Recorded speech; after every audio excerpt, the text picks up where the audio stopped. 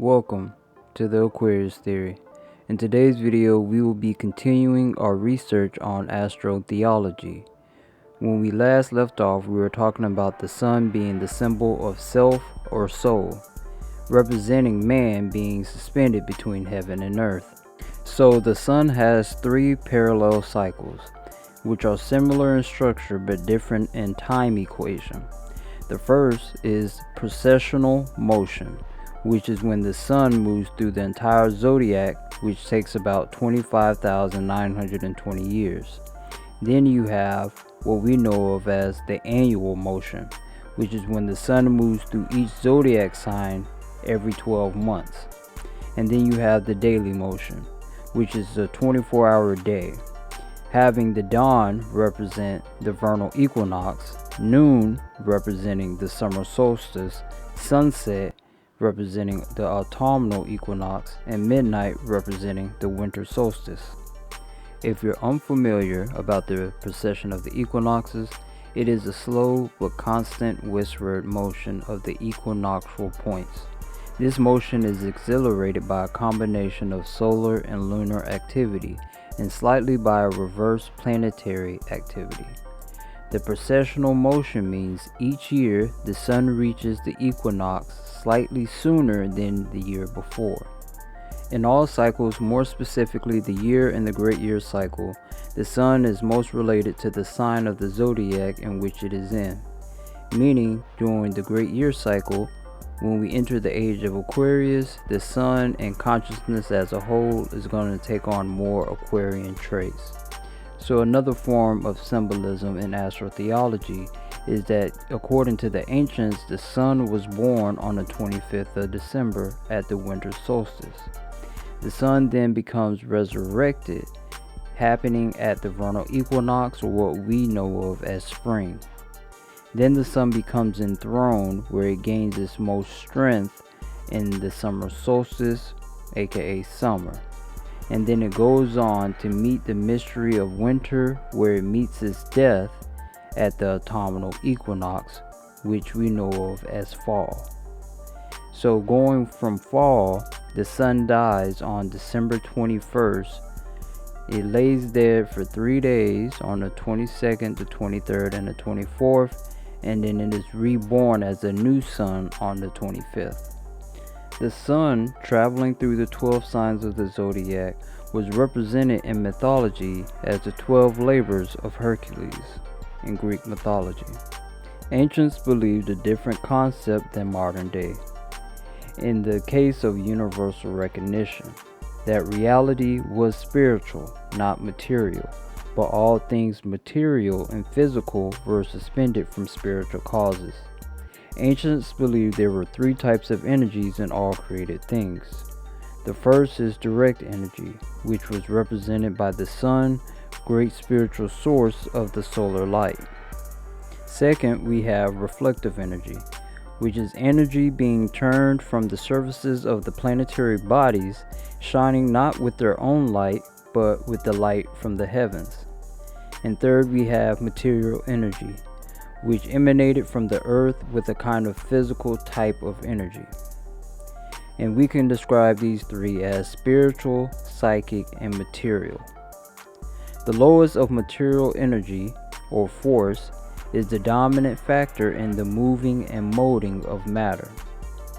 Reflective energy, which is energy from the planets, was known as formal, relating to the principle of form.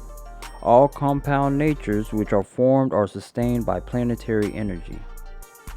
And then spiritual, we have spiritual life and power, which is at the root of things. Consciousness, essence, they come from a further kind of energy known as solar, or the pure light of the sun. All suns in the firmament collectively constituted spiritual energy, which sustains creation. All causes came from the great spiritual sources of light. Manly P. Hall stated that modern people assume that ancient people were ignorant in comparison to what we know now, but in actuality they possessed a type of intuitive power to be able to grasp reality. Ancients believed that the suns were not just masses of energy, but they were the body of blessed gods. They are conscious and rational beings. They also believed that the 12 zodiac were conscious beings as well, being mental entities as well as spiritual beings. It also states in Astro-Theology that the elements are not bound to Earth, but are found throughout space, and that space everywhere is polarized. And if you want a deeper understanding of polarization, check out my video I did on the 7 Hermetic Principles. It'll give you more insight, as one of the 7 Hermetic Principles was the principle of polarity. An interesting concept in terms of Astro-Theology that I found was that without polarization, light cannot manifest itself. The moment it becomes polarized, it becomes light and matter. And in this case, matter itself is the body, the beginning of all bodily conditions. It is a receptacle which receives into itself the light and life of heaven. All things grows from matter towards the light, which is their common source. Matter is a condition that exists wherever there is light, that moves out into activity. Therefore, matter is the receptivity that must receive the activity of light. Matter is the infinite challenge, that which ultimately must be filled with light and must ultimately return again to light. Matter produces out of its own mysteries, bodies. Bodies themselves cannot exist merely out of matter. Matter is a substance, and matter is both visible and invisible. Our fixation of matter stems from the fact that matter is the only thing we can see. And remember that we only see a small fraction of actual light, which is known as visible light, which makes up a small percentage of the entire light spectrum. And we cover that in the video I did on vibration, frequency, and energy. To continue, materialism is a form of worshiping of matter. In order for matter to become activated and to have the power to produce out of itself something, or to be molded or made into something, there must first arise something between space and matter, an intermediate power, which the ancients called mind. Mind is the principle of form. Mind is the power of molding matter, organizes it into form. Therefore, wherever mind operates upon matter, there is form. Both mind and matter disappear into form, and there is a new compound or a new substance that seems to appear. This new substance is a species or a new kind of light. For minerals, plants, animals, men, supermen, deities are compounds of mind and matter. Wherever these compounds arise, we have the emergence of tangible, growing, and unfolding forms of light. To the ancients, there reposed between the firmament and the fixed stars the great spiritual agency and the elements of the earth, fire, air, and water, the primordial elements which they knew. Between these two, they placed the mysterious septenary of the hierarchy of mind.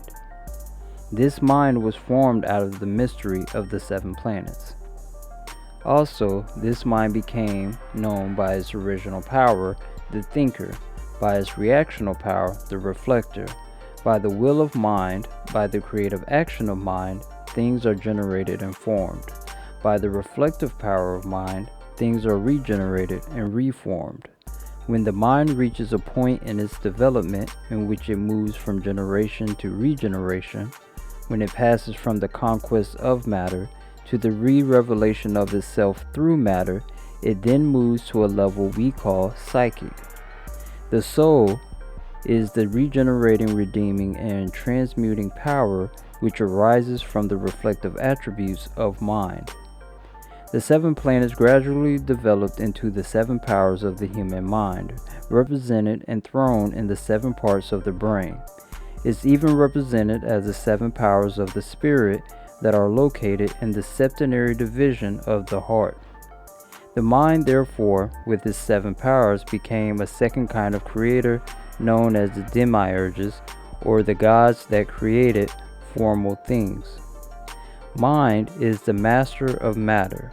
It organizes matter and builds into it a great temple, in which the God of ages is to be enshrined in and to find his material sanctuary among men. This power of mind is particularly centered in the egoism of men, as it is the power of mind by which man ultimately discovered his own identity, his own self-existence. He made the discovery that he was somewhere between heaven and earth. He had outgrown the earth, but has not yet reached heaven. From this, he conceived the concept of a ladder uniting heaven and earth. This ladder was one that living beings ascended and descended. This ladder was the orbits of the 7 planets. These extended upward from the surface of earth to the inner surface of the firmament or empyrean. The 7 orbits were the abodes of the 7 deities of creation. They were the ones that molded matter, the tyrants of old. They were the jealous gods of ancient nations and races. These deities in themselves simply represent the specialization of the 7 powers of the mind, moving relentlessly but magnificently, ultimately to become the 7 powers of the soul. The transformation of these 7, as first appearing, focusing their energies upon matter to produce creation, finally becoming 7 doors through which creation escapes back into a spiritual state. The descending and ascending powers of these planetary arches are represented through the involutionary and evolutionary motions of energy. In Astro-Theology, it states that man is a spirit, a divine being, a part of God. We find him descending in some systems voluntarily, in others involuntarily, but always he is descending through the 7 orbits of the planets to come finally to Earth, and there to go to sleep in matter, and there to remain asleep for a certain time, and finally to awaken from this sleep as an infant to pass through the 7 ages which constitute physical life, and the 7 stages which represents the 7 degrees of spiritual evolution. Man has this 7-fold mystery within himself. He is ascending through the 7 stages of consciousness and is returning gradually to the heavenly state which he came. Man ascends through his own growth and disciplines, and through the perfection of arts and sciences, for every labor he performs is part of the septenary. All parts can be measured and determined by the 7 levels of the soul, by which it ascends to the light from which it came. And at this point we're going to stop, and we'll pick back up in our next video on the series on Astro-Theology, talking about the planets and the symbolism and representation that they have within Astro-Theology. So make sure you tune in for that. But again, thank you for tuning in. Make sure you hit the like button, the subscribe button, and turn on the bell notifications so that when I post a video or I go live, you'll know. And as always, peace, love, and light.